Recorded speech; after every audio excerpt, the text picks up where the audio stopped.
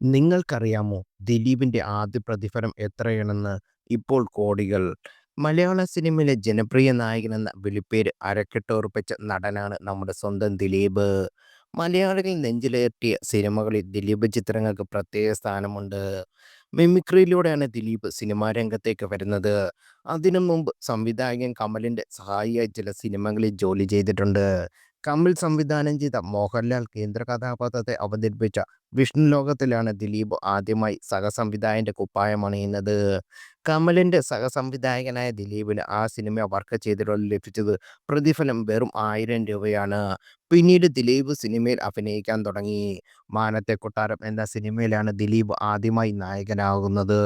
ആദ്യമായി നായകനായി അഭിനയിച്ച മാനത്തെ കൊട്ടാരത്തിൽ ദിലീപിന്റെ പ്രതിഫലം 10,000 രൂപയായിരുന്നു. പിന്നീട് വർഷങ്ങൾ കഴിഞ്ഞപ്പോൾ മലയാളത്തിലെ ഏറ്റവും വിലപിടിപ്പുള്ള നടന്മാരിൽ ഒരാളായി മാറുകയായിരുന്നു ദിലീപ്. മമ്മൂട്ടിയും മോഹൻലാലും വാങ്ങുന്ന പ്രതിഫലത്തിന്റെ തൊട്ടടുത്ത് വരെ 2000-ന് ശേഷം ദിലീപ് എത്തിയിട്ടുണ്ട്.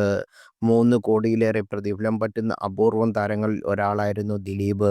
എന്നാൽ തുടർ പരാജയങ്ങളും ദിലീപിന്റെ താരമൂല്യം ഇടയാൻ കാരണമായി. ഏതാണ്ട് 1 കോടിക്കടുത്താണ് ഇപ്പോൾ താരം പ്രതിഫലം വാങ്ങുന്നത്.